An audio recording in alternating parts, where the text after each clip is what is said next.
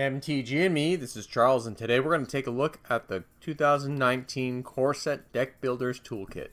Alright, let's go.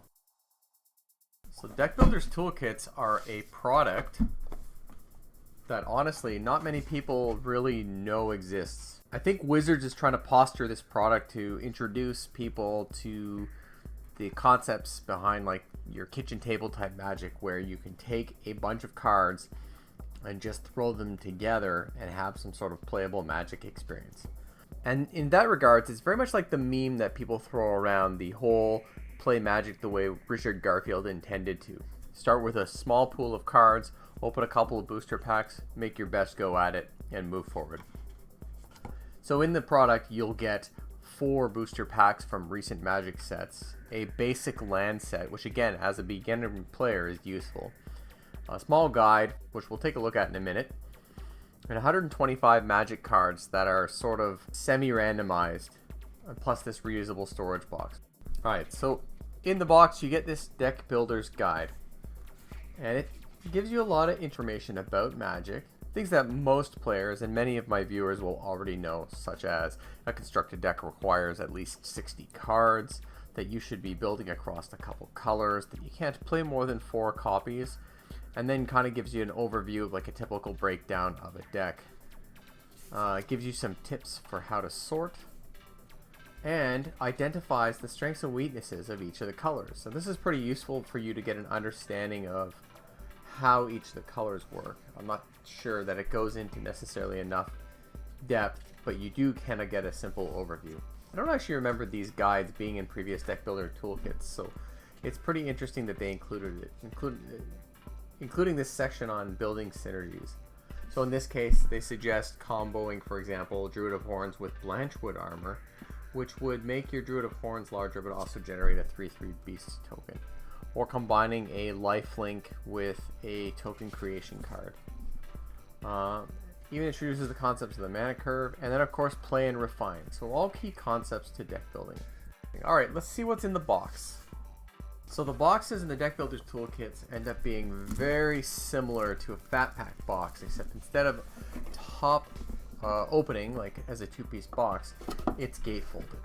Now it is made of corrugated cardboard, so it does get beat up a little quicker than the Fat Packs do, but it makes a good little box. It can store, 3 or 4 plastic deck boxes in it as well, because it's actually slightly larger than the cards.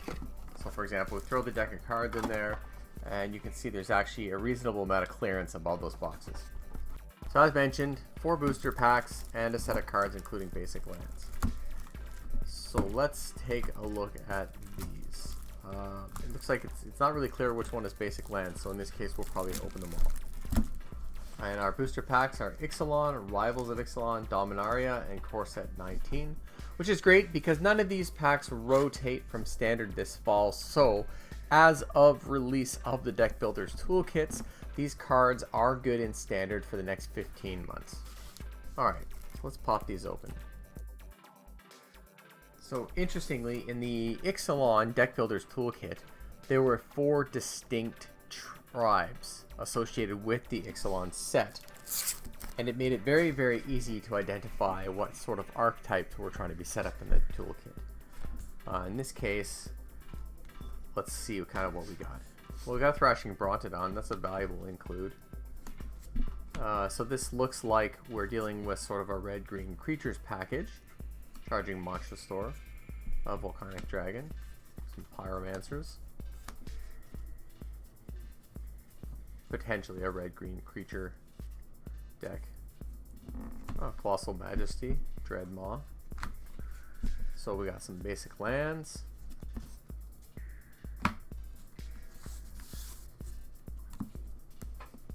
Draconic Disciple.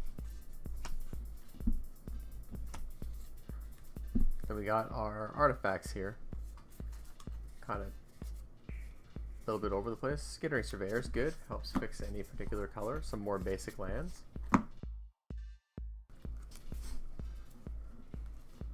And then we got some Core Set 19 red cards. Gutter Snipe. Wizard's Lightning is nice.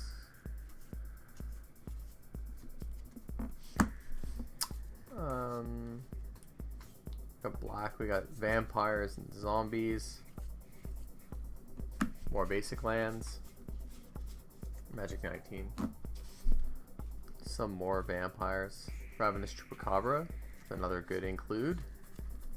And we've got our blue, a couple blue cards. Skilled Animator. It's really interesting. The way the lands are split up is different from previous deck builders toolkits, where it was often very easy to just pull the land packs out. Like you could clearly identify them. In this case, it looks like they're just mixed in with everything. Alright. Exclusion Mage is an interesting new card from Core 19. There's a Wizard's Retort and an Opt. More basic lands. Charter Course. We got some white cards here. Pegasus Courser, Luminous Bonds, a couple of those. Those are solid removal. Pride Mate. Seal Away is good. Might have to sort these by colors after we're done here. Let's get these basics out of the way. So one of the nice things they do in the Deck Builders Toolkit is they include a set of the currently published dual lands. So there should be 5 of them. I suspect 5 plus 1. That the other 5 sets, the remainder will be in this last pack of cards here. Alright.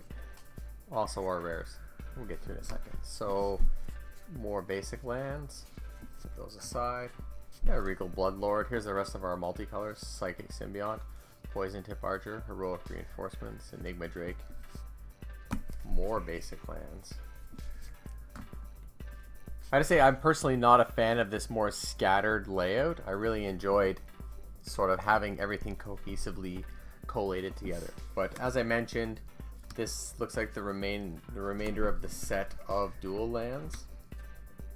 Oh, and then we got some more gold cards. Satyr, Enchanter, Skyrider, Patrol. Yeah, it's clearly not very well collated. And then every Deck Builder's Toolkit is going to include a set of rares, like 1 rare in each color. So in this case, it's a Shivan Dragon for red, a Sarah's Guardian in white, gives all your creatures vigilance. It's a 5/5 flyer for 6. A Riddle Master Sphinx. You can return a creature to its opponent's hand. A Grave Taker in black. That's a Bird Spirit, 5/5 flyer. And then the green card is Aggressive Mammoth. So a 6 mana, 8/8 that gives other creatures trample. These actually seem like better includes at the rare slot than in previous sets. Things like Nightmare in black previously. So all of these are pretty interesting cards and definitely appeal, I think, to newer players. And all at 6 converted mana cost. So alright, as I mentioned, there's 4 booster packs included, and we'll go ahead and crack these open and see if we've got anything of value. So Rivals of Ixalan first.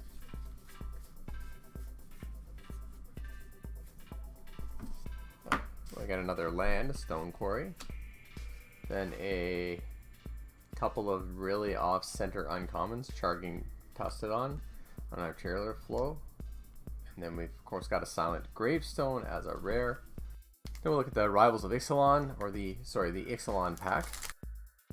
So for our uncommons, we ended up with a Kitesail Freebooter, a Thundering Spineback, be good in Dinosaurs deck.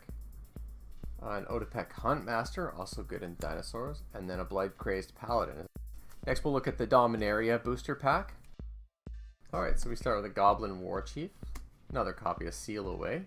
Of course, we always have these mixed up in Dominaria because of the legends. We got an Urgaros the Empty One, and then as our rare, we got a copy of Josu Vest Lich Knight. So finally, we'll look at the Core Set 2019 booster pack. Alright, so our first uncommon's a Volley Veteran. We got a Ghastbark Twins, a Gutter Snipe, and our rare is a Mystic Archaeologist. We have another copy of Forsaken Sanctuary and an emblem. So again, that kind of provides an overview of what you're going to find in a Core Set 2019 Deck Builders Toolkit. Now I'm pretty confident that if you go through a stack of these cards, you'll find some fairly clear archetypes that can be built around. And there's probably enough cards in this pool to build, you know, a decent deck or a couple of decent casual decks. Again, not Friday Night Magic or standard challengeable sort of decks, but just something to sit down and play Magic with. And I think there's a lot of value in the product in that regard. So going forward, I'd like to do another video on Deck Builders Toolkits, because I think this product often gets sort of a bad rap among the Magic community. I think there are a lot of redeeming features to this product, both for new players and for maybe more experienced players looking for just a slightly more casual experience. So that's it. That's our look at the Deck Builders Toolkit. If you have any comments, feel free to leave them below. Otherwise, thanks for watching.